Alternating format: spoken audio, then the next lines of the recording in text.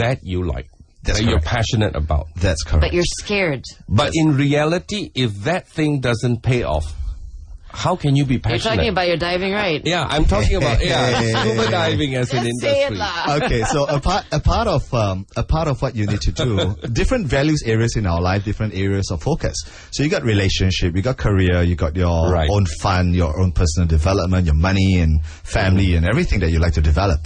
This program actually puts together all of this to help you discover what is it that you want to do but that you're not doing. Okay. Who is it you want to be but you're not being? Right. And what do you want to have in your life you're not having? So back to yours, right?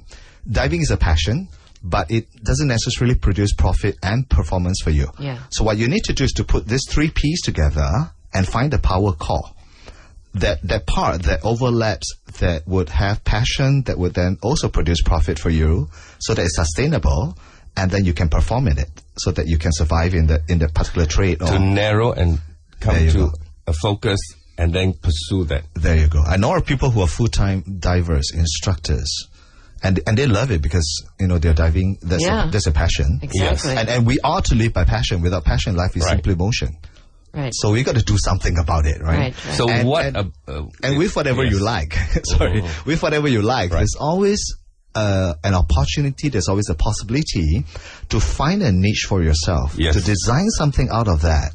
So, question to ask is, how is it that someone else can actually do it, but we can't? So, what is missing here? Yeah. And that brings me back to the training, because then you're being equipped, if you go through the training, with skills, with the necessary mindset that will then allow you to maximize whatever you want to do.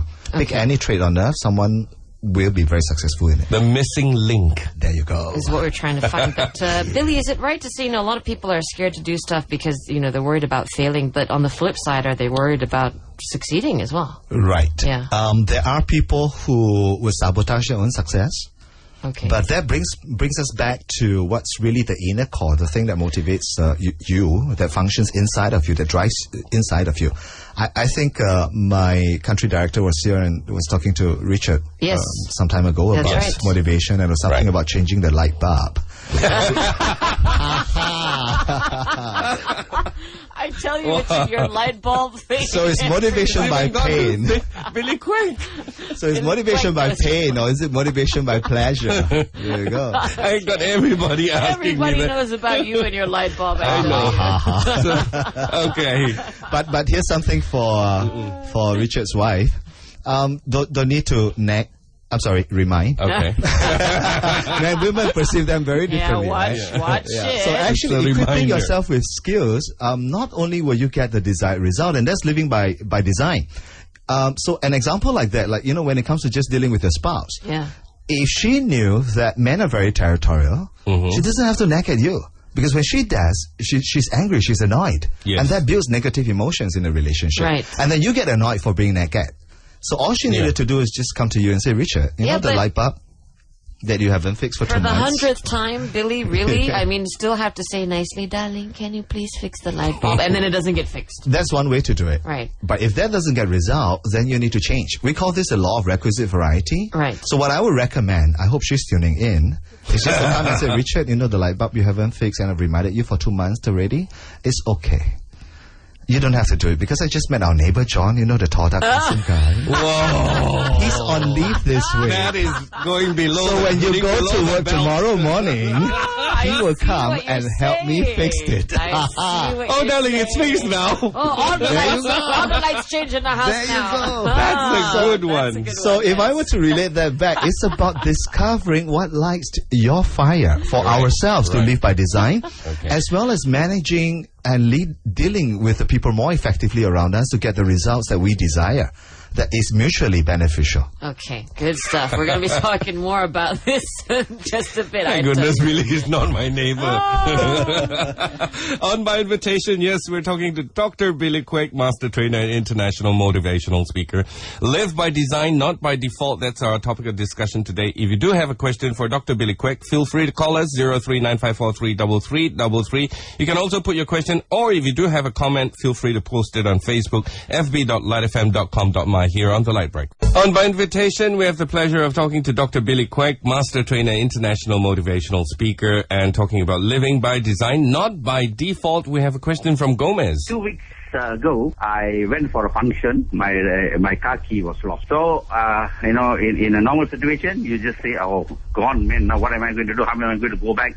And all these things, But I said to myself, no, I must go to the function and make sure that everyone sees me there and I'm okay. I went, I had my fun, everything. Yep. After that, I called up a friend of mine to help. And by the time we were about to, on our way back, we received a call from the nearest police depot saying that your keys are here, come and collect it. Oh, where did you lose your keys? In Subang. Oh my gosh. So Subang is a safe place. Welcome to the hood, brother. Exactly. So your question is, are you living by design because you didn't, faff about where your keys were and things like that? Yes. Oh, that is interesting, Gomez. Okay, Billy. Yo. Yep. What is he living by design or is he living by default? Because technically he had to go to the party anyway, or wherever he was going to. Sure. He just didn't make a fuss about where his keys were. There you go. That's living by design. He has chosen what to focus on. And it's about focusing on the right thing. Like in this instance, if you fast over it and you still have to go to the party, you're not going to enjoy yourself. So why not just free your mind? Go there. Live by design. Well, how do you free party. your mind? You're talking about your car keys. The car that's worth how many thousands? It's like, oh, where's my car? Oh my God. Yeah, but but when you fast over it, that ain't going to help either. Yeah, well, that's true. It's true. It's not going to And here's the other thing. How many times you walk into the kitchen trying to look for the pepper, and you get all frustrated because you can't find it. It seems like every time you want a pepper, you just can't find it. Yeah. And then someone else come and say, hey, what are you looking for? Why are you so angry? And they say, I cannot find my pepper, but the pepper was right in front of your face. And I think that's a guy thing, Billy. And then they have to call the wife. Where's the pepper? Okay, I want to come back on the show. So, yes, Sarah. Yes. That's a guy thing. Okay, but saying that, I mean, do we fuss over things too much, like the little things? Do we make too much of a big deal over small things that can ruin our day? I mean, traffic, Billy, come on, there's so many things, Sure. Yeah. In NLP, we have a concept called perception is projection. How you perceive on the inside, how you operate on the inside, they get reflected on the outside. They get projected on the outside. So really, if you're running a negative state, your external physiology, behaviors, and actions, they ain't going to be positive. Right. And if they are not positive, then how is it that you're going to be getting positive reactions and responses and results? So focus on the right thing. So with Gomez's case, I say two things here. One is keeping your focus, focusing on doing the right things right. And two, learn from the experience. Ooh, Richard, you could If you're have stuck in a jam, live by design. Just turn on to Lite FM. Oh, yeah, Baba, there you go.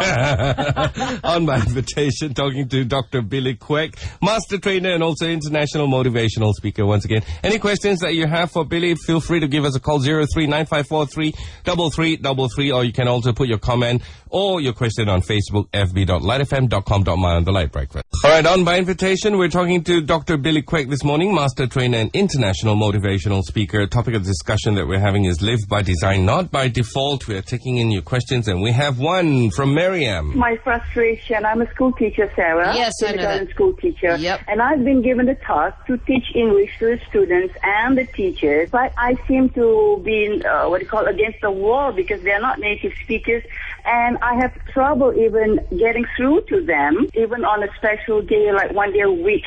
We put all languages aside, just English for today.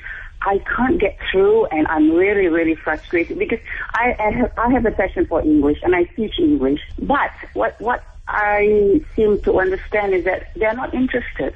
How do I make them interested? I've been to training programs, and like you said, coaching program, but I can't get through. Okay, well, thanks for your call, Miriam. Billy, any advice? Okay, for one, perception is projection. So if you're harboring frustration inside, then I think you're going to be projecting it, and it's very unlikely that you will get a response. So let me clarify the two words. Reaction is negative, responding is positive. Right. There's different strategies you can use, although some are generically more effective than other methods. So start with inspirational appeals. Go with the positive approaches. All right. Find out what lights their fire.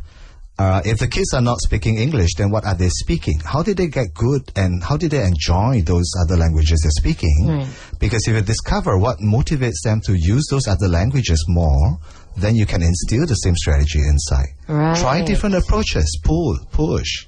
But it's not, I mean, so she might not be able to, what motivates one person might not motivate the rest of the class. That's right. So it'd be very specific then. Yeah, so like I say, I think motivation has got no blanket approach, although some method seems to be more effective when you are applying in a general group situation like inspirational appeals. So with some different individuals just respond differently. Some of them get motivated when you encourage. Some people you just have to pressure them. And then they get encouraged. Okay, but maybe this is what is also a bit of a problem. So the school kids might be living by default from what their parents are teaching them to do. So that when they get to school and Mariam is there saying, hey, speak English, they're going, I don't speak English at home. Why should I speak English with you? That sort of thing. Would that be an issue as well? Yes, it will be. Like clashing of the, of the ways that we live? Yeah, but I think kids are also learning and they're highly adaptable. They do realize that, back at home I'm different. I behave different. Rules are different. Coming to school, the rules are different. You got a point there. Yeah. So they're smarter than we think they are. Yeah. Actually, Richard was saying, you were saying that about your daughter, right? She's one way at home, but when she's at school, she's well behaved. Exactly. At home, she's a completely different person. Right. And when she's at school, like you said, she's like an angel. Well, so I was quite shocked, actually. My girl can actually learn to be well behaved. Yeah, she has learned something at home. But is it to every teacher in school? In every situation in school? Most teachers, or the behavior is kind of like adjust itself to the teacher, and it responds differently to the teacher. Yes, the point I'm making exactly. How they actually, right.